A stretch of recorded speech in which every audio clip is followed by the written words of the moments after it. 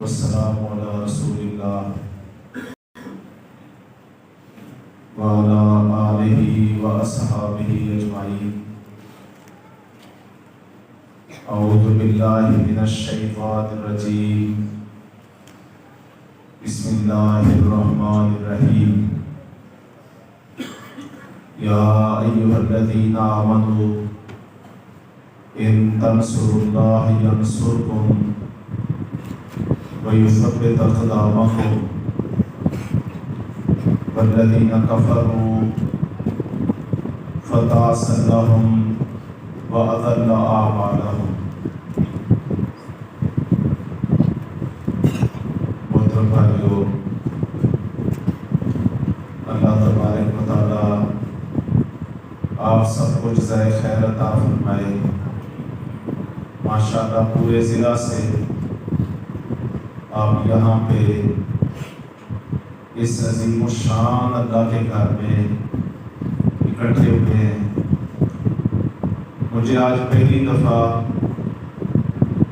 یہاں پہ آنے کا موقع ملا ہے، اور مسجد سے ملحق مدرسے اور ادارے کو دیکھ کے مجھے بے حد خوشی ہوئی ہے۔ اللہ تبارک و تعالی اس اپنے گھر کے لیے جگہ دینے والے، اس کی تعمیر کرنے والے، اس کی نگرانی کرنے والے، اس کی ترقی کے لیے کوشاں ہونے والے، اس کو آباد کرنے والے، اس کے لیے کوشش اور محنت کرنے والے تمام بھائیوں کو دنیا میں بھی جزائے خیر عطا فرمائے اور آخرت میں بھی کامیابی عطا فرمائے، اور اللہ کرے کہ یہ مرکز قیامت تک آباد رہے، اور اللہ بھائیوں کو توفیق عطا فرمائے کہ وہ ہر آبادی میں اسی جذبے اور ولولے کے ساتھ اللہ کے گھروں کو تعمیر کرتے رہیں۔ اللہ اس عمل کو اپنے بارگاہ میں شرف قبولیت عطا فرمائے۔ بھائیو، ہمارے لیے سب سے قابل فخر چیز، ہمارا سب سے بڑا اعزاز وہ اللہ کا دین اسلام ہے۔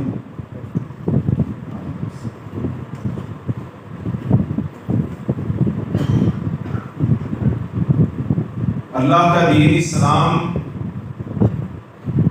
ہمارے لیے سب سے زیادہ فخر والی بات ہے،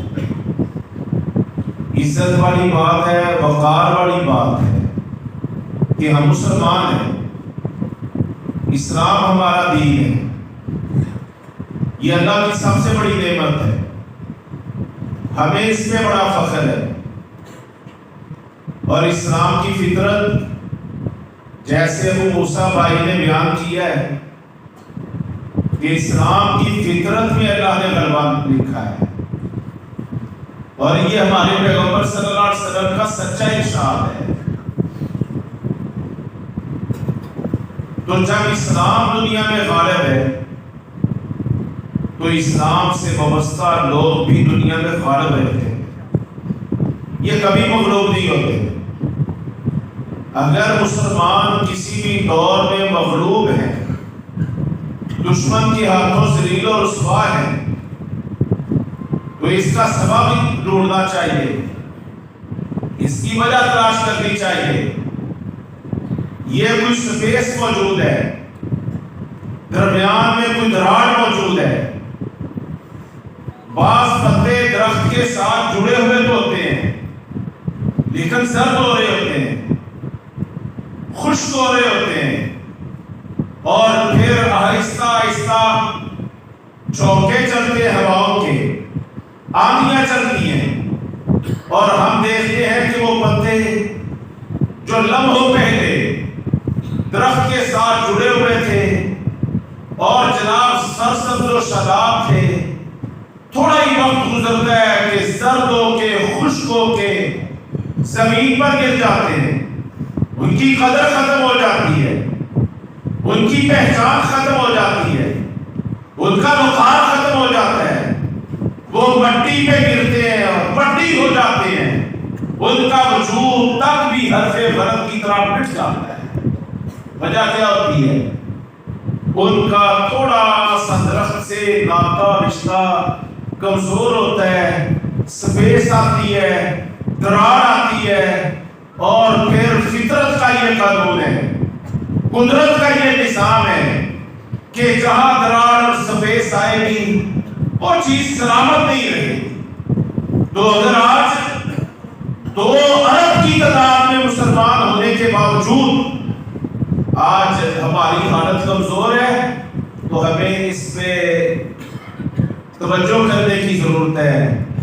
اور یہ کبھی نہیں ہو سکتا، ایسا کبھی نہیں ہو سکتا، یہ امر محال ہے کہ مسلمان اسلام کے ساتھ جڑے ہوئے ہو، وابستہ ہو، اور پھر یہ کمزور ہو، پھر یہ ناقص ہو، پھر ان کی زندگیوں کا انحصار دشمن کے سودی قرضوں پہ ہو، پھر یہ انٹرنیشنل بھکاری بنے ہوئے ہو، یہ جتنا اوپر چلے جائیں اتنے بڑے بھکاری بنتے جائیں۔ مسلمان ایسا نہیں ہوتا، مسلمان تو عزت والا ہوتا ہے، مسلمان تو شان والا ہوتا ہے، مسلمان تو عظمت والا ہوتا ہے، اس لیے کہ اس کا دین سب سے عظیم دین ہے، اس کے پاس یہ اللہ کی رسی سے جڑا ہوا ہوتا ہے۔ اللہ فرماتے ہیں واعتصموا بحبل اللہ جمیعا، تم سب کے سب اللہ کی رسی سے جڑ جاؤ، اللہ کی رسی کو مضبوطی سے تھام لو۔ تو اللہ کی رسی کیا ہے؟ یہ اسلام ہی تو اللہ کی رسی ہے، یہ قرآن ہی تو اللہ کی رسی ہے، یہ محمد کی شان صلی اللہ علیہ وسلم کا فرمان اور سنت اور سیرت ہی تو اللہ کی رسی ہے۔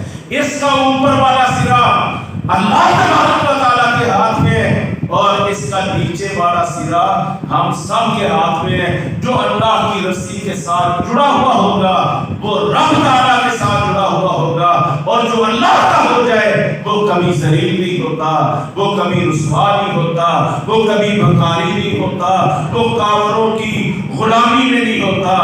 اللہ تبارک تعالیٰ اس کو عروج بھی دیتا ہے، عزت بھی دیتا ہے، عظمت بھی دیتا ہے، رفعت بھی دیتا ہے۔ اور یہ میری بات نہیں ہے، یہ نبی کریم صلی اللہ علیہ وسلم کی بات ہے۔ صحیح مسلم میں آپ نے فرمایا ان اللہ یرفع بہذا الکتاب اقواما ویضع بہ آخرین۔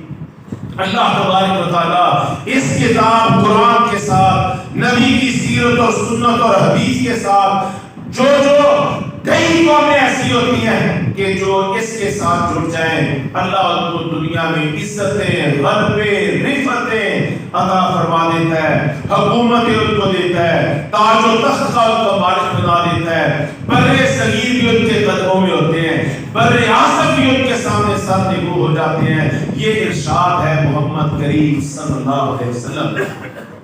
فرمایا یسع بہ آخرین، اور جس کو چھوڑ دیتے ہیں، اللہ کی رسی سے اپنا ناتا رشتہ توڑ لیتے ہیں، تو اللہ تبارک و تعالیٰ ان کو ذلیل بھی کرتا ہے، رسوا بھی کرتا ہے، خوار بھی کرتا ہے، ذلتوں سے ہمکنار بھی کرتا ہے، ان کو کفر کا نوکر چاکر بھی بناتا ہے، بھکاری بھی بناتا ہے، اور وہ قرضوں پہ قرضے لیتے رہتے ہیں، لیکن نہ ترقی ان کو ملتی ہے، نہ عزت ان کو ملتی ہے، نہ ان کا وقار باقی رہتا ہے، نہ ان کی عزت اور عظمت باقی رہتی ہے۔ تو اللہ تبارک و تعالی ہمیں ان حقیقتوں کو سمجھنے کی توفیق عطا فرمائے۔ تو آج کا سب سے بڑا سبق کہ ہمیں اسلام کے ساتھ وابستہ ہونا ہے، ہمیں قرآن کے ساتھ وابستہ ہونا ہے۔ آج مسلمانوں کا مزاج یہ ہے کہ وہ قرآن کی آیتوں کو ڈھونڈتے ہیں جو ان کے مزاج اور فکر کے مطابق ہوتی ہیں۔ یہ بہت بڑا ظلم ہے، یہ بہت بڑا منافقانہ پن ہے کہ آیتوں کو اپنے مطابق فٹ کیا جائے۔ یہ اسلام نہیں ہے، یہ طرز مسلمانی نہیں ہے، بلکہ مسلمان کا حق یہ بنتا ہے اپنی سیرت اور کردار کو قرآن کے مطابق ڈالنے والا بنے، اپنے مزاج کو بدلنے والا بنے، اپنی عادات کو بدلنے والا بنے۔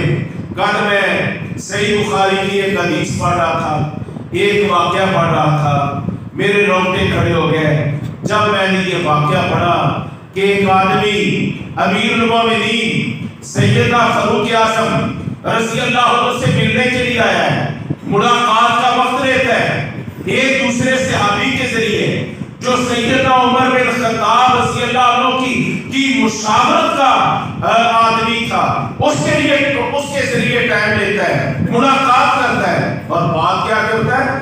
بعض لوگ ترخت مزاج کے ہوتے ہیں، ترش مزاج کے ہوتے ہیں اور سیدھی چلا دیتے ہیں، نہیں دیکھتے کہ سامنے کون ہے، اپنے مزاج کو نہیں بدلتے، لوگوں کی حیثیت مرتبہ اور مقام کا احساس نہیں کرتے۔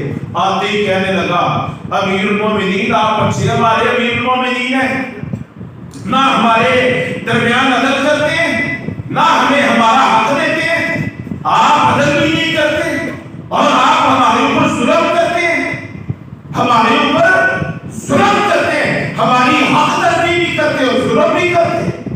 آپ امیر المومنین ہیں، فاروق اعظم ہیں، 22 لاکھ طلبہ بیٹھ کے حاکم ہیں، 11 ملکوں کے حکمران ہیں، بیعت وقت وہ فرد ہیں کہ جس گلی اور بازار سے گزرتے ہیں زبان رسالت سے یہ گواہی ملتی ہے کہ عمر تجھے اللہ نے یہ اعزاز عطا فرمایا ہے، تو جس گلی میں داخل ہو جائے، جس بازار میں داخل ہو جائے، اس بازار سے شیطان وہ گلی اور بازار چھوڑ کے بھاگ جاتا ہے۔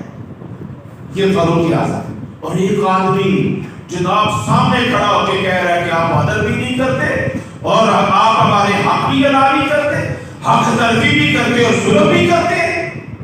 فاروق اعظم کا چہرہ رنگ بدلنا شروع ہو گیا، چہرہ سرخ ہونا شروع ہو گیا، قریب تھا کہ اس کو پکڑ لیتے اور اس کو عبرت کا نشان بنا دیتے کہ جس صحابی حر بن قیس ان کا نام ہے رضی اللہ عنہ، جنہوں نے یہ ٹائم لے کے دیا تھا ملاقات کا، وہ بھی قریبی کھڑے تھے۔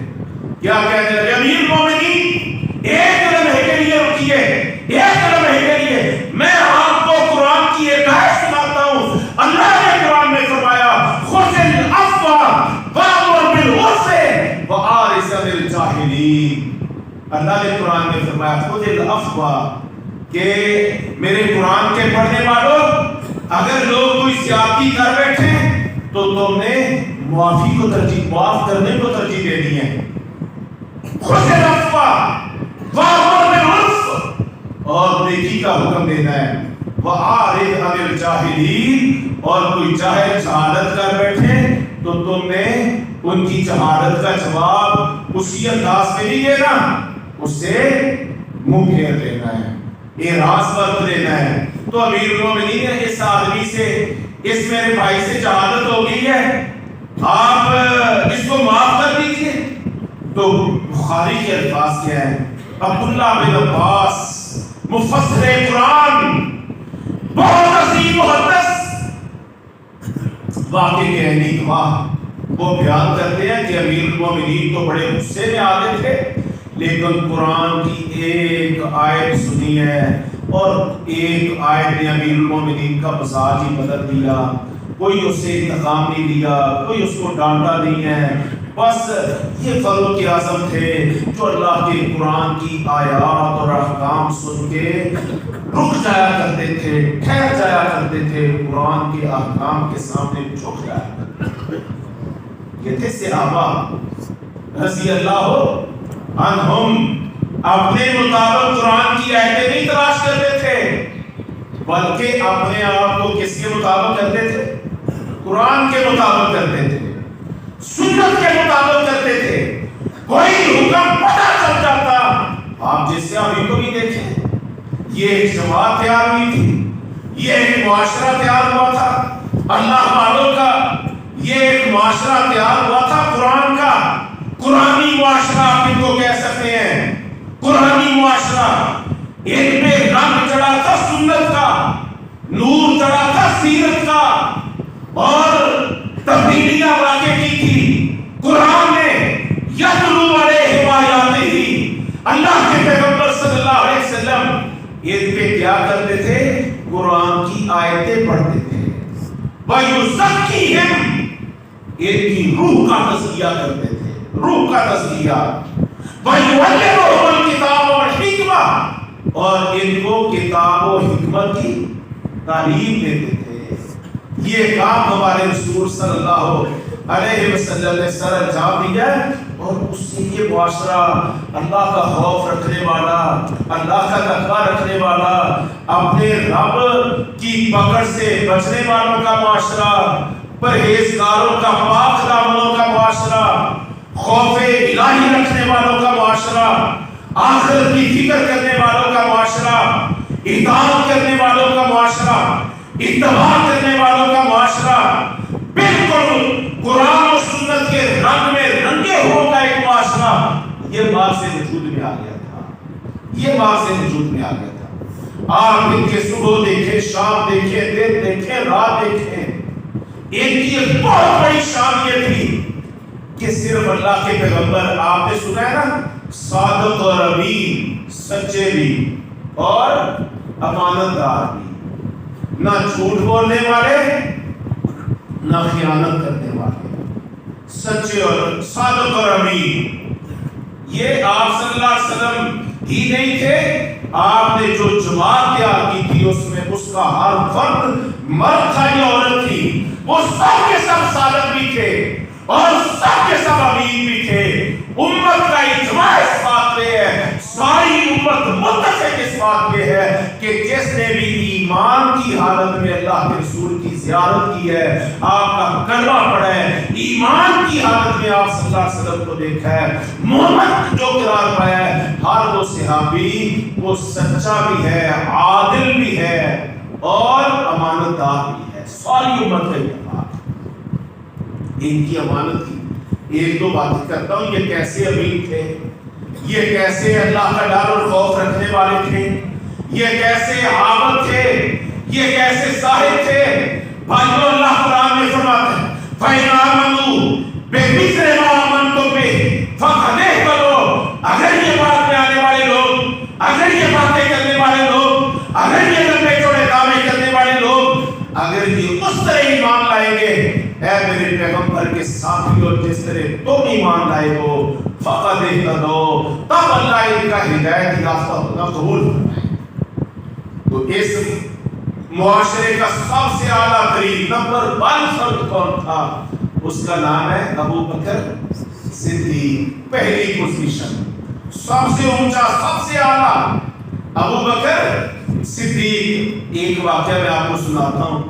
ویسے تو ابو بکر صدیق رضی اللہ عنہ کی ساری زندگی بڑی مثالی ہے، لیکن ان کی زندگی کے اختتام کا ایک واقعہ سناتا ہوں، اس سے آپ کو ابو بکر صدیق کی عظمت کا پتہ چلے گا، اور ہمیں پتہ چلے گا کہ ہمیں سیرت صدیق کے رنگ میں اپنے آپ کو کیسے رکھنا ہے۔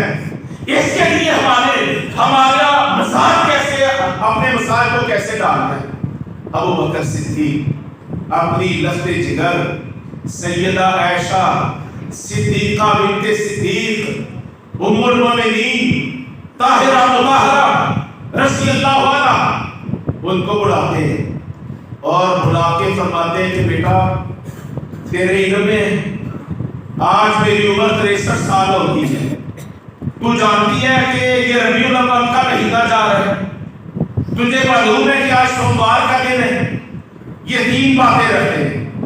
بیٹا 63 سال کا ہو گیا ہوں، ربیع الاول کا مہینہ ہے اور دن سوموار کا ہے، سوموار کے دن ربیع الاول کے مہینے میں 63 سال کی عمر میں میرے پیارے پیغمبر صلی اللہ علیہ وسلم دنیا سے گئے تھے۔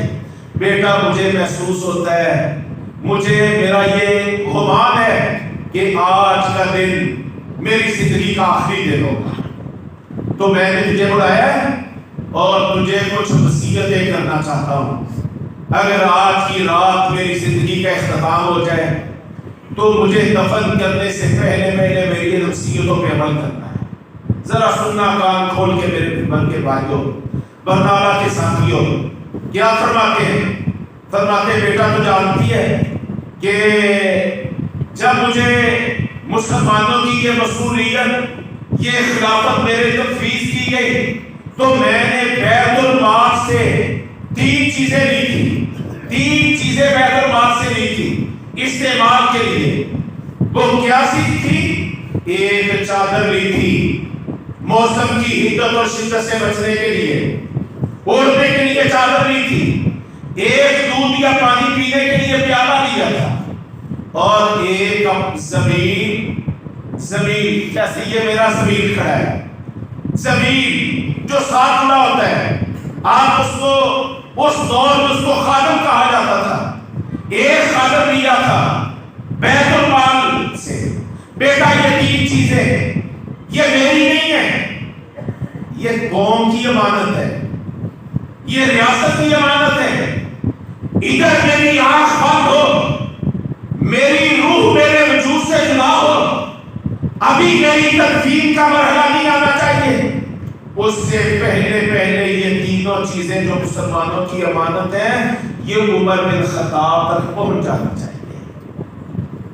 غور کیجیے، آج ہمارے بندے عزیز کے کتنے مسائل ہیں جو پوری قوم مصیبت میں، آزمائش میں، امتحان میں اور حساب میں مبتلا ہے، اور یہ سب کچھ ایک حکمران طبقے کا، اس حکمران طبقے کا یہ لوٹ مار کا شاخسانہ ہے جس کا خمیازہ ساری قوم کو بھگتنا پڑ رہا ہے، ایک مصیبت اور عذاب سوار ہے۔ اللہ رب کریم سے دعا کرو اللہ ہمیں خلیفہ رسول سیدنا ابوبکر صدیق رضی اللہ عنہ کا کردار رکھنے والے حکمران عطا فرمائے۔ فرمانے لگے بیٹا یہ تینوں چیزیں واپس کہاں جانی چاہیے؟ بیت المال میں، خزانے میں جانی چاہیے۔ میرے بعد میں نے عمر بن خطاب کو خلیفہ نامزد کر دیا ہے، میرے میت اٹھانے سے پہلے یہ چیزیں ان کے ہینڈ اوور ہو جانی چاہیے، پہلا آرڈر۔ اور کہنے لگے بیٹا یہ سامنے الماری کھولو، کمرے کی الماری کھولی جاتی ہے، فرمایا یہ سامنے چادر پڑی ہے، اس چادر کو کئی سال میں نے استعمال کیا، جب یہ پرانی ہو گئی، قدرے پوشیدہ ہو گئی، میں نے اس کو خود دھویا، دھو کے سمیٹ کے لپیٹ کے یہ سامنے الماری میں رکھا، اور اس نیت سے رکھا کہ جب مجھے کفن پہنانے کی باری آئے گی تو اس چادر کو جس کو سال ہر سال میں نے استعمال کیا ہے، اس چادر کو میرا کفن بنایا، یہ چادر میرا کفن ہونا چاہیے۔ سیدہ عائشہ رضی اللہ عنہ کی سسکیاں نکل گئی، آنکھوں سے آنسو جاری ہو گئے، عرض کرنے لگی ابا جی کیا ہم اس قابل نہیں ہیں کہ اپنے والد محترم کو نئی جناب انڈر چادر میں ہم اس کو کفن پہنا سکیں؟ کیا ہمارے اندر یہ بھی طاقت نہیں ہے؟ آگے سے خلیفہ رسول اس امت کے سب سے عظیم فرد، عظیم انسان، وہ کیا فرماتے بیٹا یہ نئی چادریں زندوں کے لیے ہوتی ہیں، یہ جو مردوں پر ڈالی جاتی ہیں انہوں نے تو خون اور پیپ کا شکار ہونا ہوتا ہے، انہوں نے تو خون اور پیپ کا شکار ہونا ہوتا ہے، تو میری وصیت ہے کہ نئی چادروں میں نہیں، مجھے اس چادر میں کفن پہنانا ہے۔ یہ کون ہے ساتھیوں؟ یہ وہ ابوبکر صدیق ہے، 2 سال ان کو ملے ہیں، انہوں نے جناب فتنوں کی ایسی سرگوبی کی ہے کہ امت میں کوئی تصور نہیں کر سکتا، منکرین زکات کے فتنوں کی سرگوبی، مدعیان نبوت کے فتنوں کی سرگوبی، اور یونس کی غاروں کی سرگوبی، 2 سال کے اندر انہوں نے خلافت اسلامیہ میں امن و امان کی مثالی کیفیت پیدا کر دی ہے۔ انہوں نے اعلان کیا تھا کہ جو نماز تو پڑھے گا زکات روک لے گا، ابو بکر کی تلوار اس کے دماغ کو سیدھا کر دیتی۔ وہ ہوتا کون ہے؟ مسئول ابو بکر ہو، حکمران ابو بکر ہو، وہ اللہ کے حق کو ادا کرے لیکن اللہ کے بندوں کا حق نہ ادا کرے۔ نماز اللہ کا حق ہے اور زکات کن کا حق ہے؟ بندوں کا حق ہے۔ جو بندوں کے حق کی حق تلفی کرے گا ابو بکر صدیق کی تلوار اس کا دماغ سیدھا ہے. وہ تھا کون ہے؟ یہ ابو بکر صدیق ہے. یہ ابو بکر صدیق ہیں جنہوں نے یرموک کا معرکہ سر کر کے، جنہوں نے یمامہ کی جنگ سر کر کے بڑے بڑے مسلمہ کذابوں کو بھی موت کے گھاٹ اتارا اور بڑی بڑی قوتوں کو جناب چاروں شانے چت کراتے ہوئے جزیرۃ العرب کے ساتھ انہوں نے عراق کی تسخیر کر کے اس پر بھی لا الہ الا اللہ کا پرچم لہرایا.